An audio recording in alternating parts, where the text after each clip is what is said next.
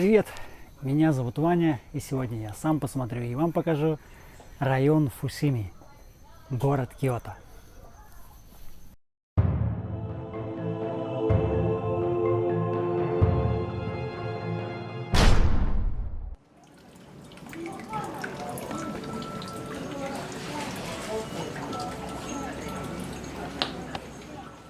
Фусими – старое поселение, даже можно сказать древнее.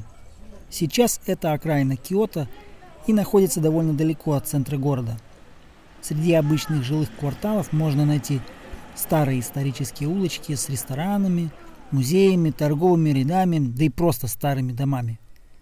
Район Фусими известен в первую очередь синтоистским комплексом Фусими-Инари, одним из самых популярных мест в Японии. Но о нем столько сказано и написано, что мы посетим его в последнюю очередь, в конце ролика. Тут хватает интересных мест, достойных внимания туристов.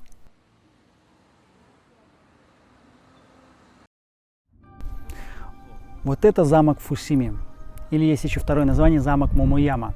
Это в честь горы Момо, на которой он был построен. А выбор горы не случайен. Именно здесь был погребен император, который основал столицу в Киото. К сожалению, это очередная копия, замок не настоящий. Но, тем не менее, он довольно красивый, и у него интересная история.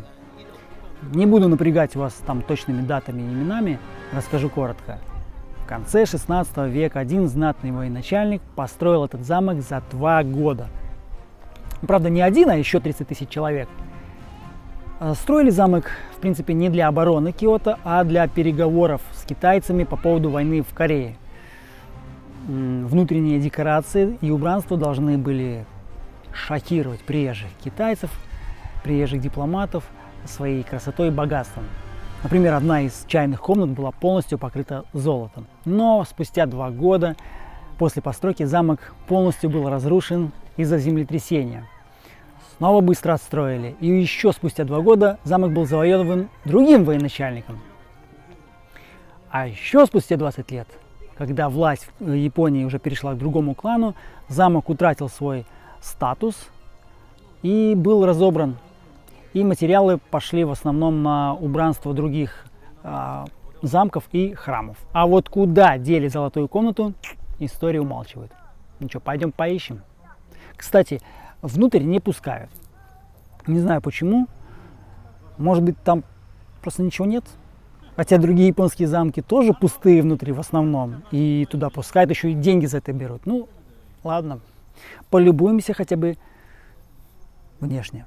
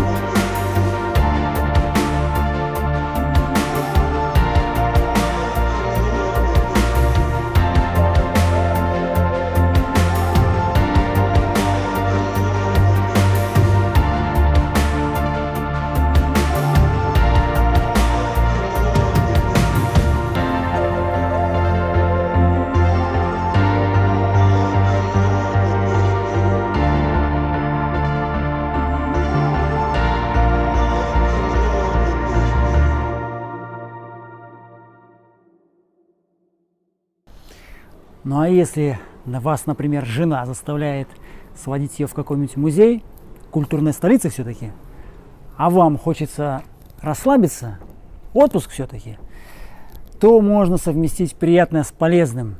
Музей саке. Вообще район Фусими известен большим количеством заводов по производству саке и пива. Тут уже варят 400 лет практически. 2 основные причины. Это очень чистая натуральная вода и строительство замка. Точнее, строительство порта для строительства замка. Вот этот завод был основан в 1637 году. Самый крутой считается. Пойдем проверим.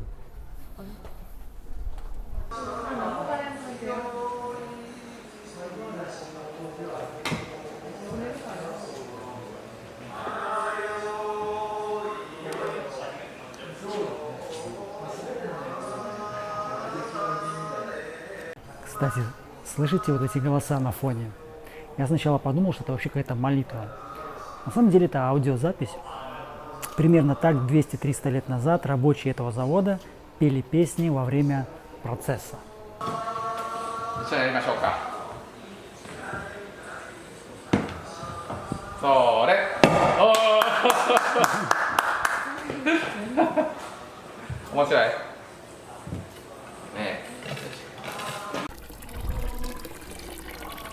Вода, если верить местным, здесь реально очень чистая, с низким содержанием железа. Поэтому, в принципе, здесь так много заводов.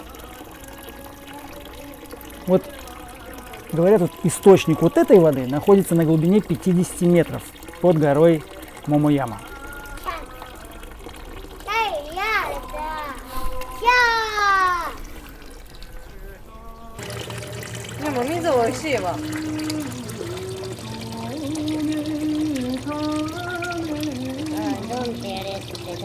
Вкусно?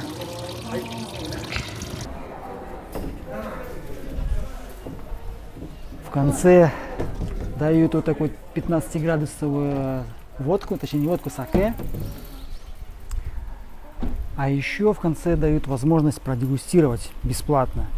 Но я после вакцины, дети за рулем, жена вон камеру держит, так что сегодня не судьба.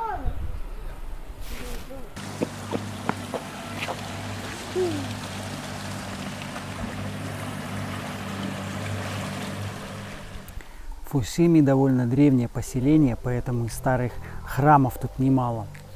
Мы сейчас в самом значимом буддийском комплексе в этом районе – Дайгодзи. Огромного размера комплекс. Ценник тут солидный. Да, за вход берут $10. А сегодня последний день, когда такая цена. Завтра уже будет вдвое дороже, потому что начинается осенний период, когда листва начинает менять окраску. Особенно японский клен краснеет. Очень красиво. Очень много здесь построек. Вообще храмовый комплекс был основан в 9 веке, но некоторые постройки сохранились еще с 10 века. Вот, например, вот эта пагода. В основном здесь всякие деревянные храмы, колокола и так далее датируются 16 веком. Атмосфера потрясающая. Тишина, людей немного, понятно, коронавирус, сегодня еще и будний день.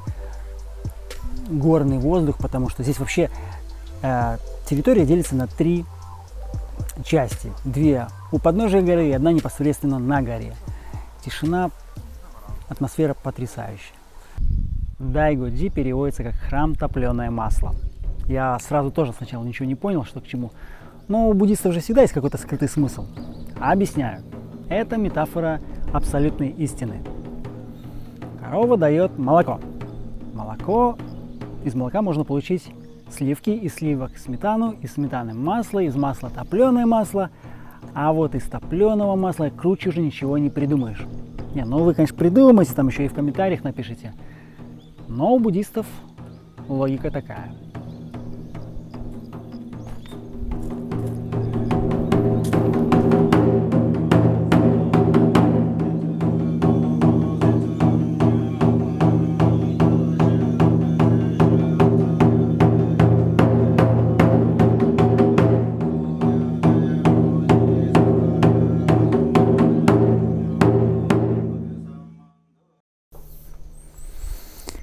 Ну что, заканчиваем там, откуда начинали.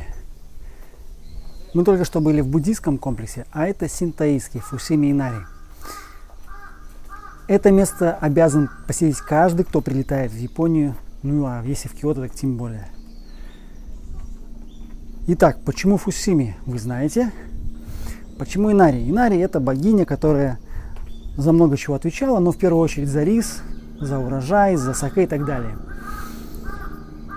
Обычно при входе в синтайские храмы стоят такие стражи, собаки, львы. У Инари свои собственные охранники, ну, по-нашему ангелы, это лисы. Здесь лисиц очень много.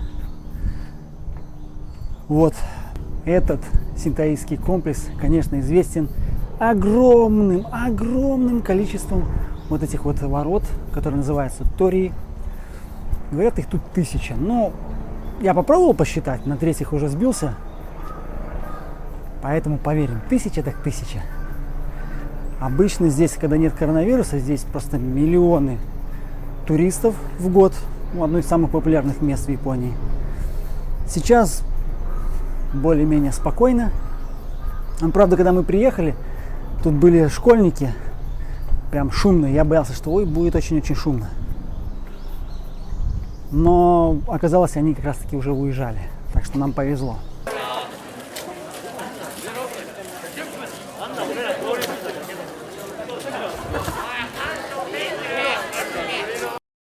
Если посмотреть, вот видите, с одной стороны, тут они просто красные, ну или оранжевые.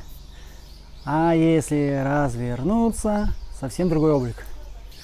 Что это все значит? Ворота – это пожертвование. То есть люди платят довольно большие деньги, говорят, от 1500 до 8 примерно долларов, не знаю. Это я все смотрел в интернете. Вот. Зацените, зацените. Ах, атмосфера какая хорошая, да? Так вот, это все пожертвования. С правой стороны ворот, на правой колонне написан год установки ворот. Точнее, не год, а период. Вы же знаете, что в Японии календарь не такой, как у всех. Год исчисляется от начала правления нового императора. То есть у нас сейчас новый император уже 3-й год идет. Вот.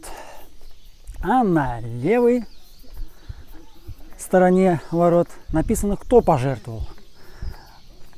По-разному. И какие-то частные компании, и государственные компании, и иностранные компании, и даже иностранцы, то есть физические лица.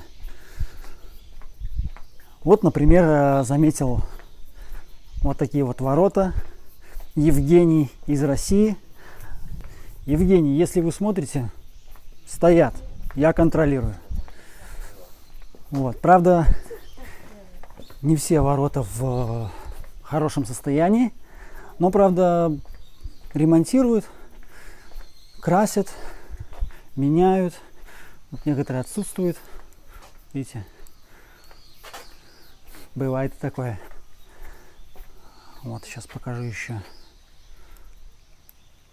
Бывает и такое.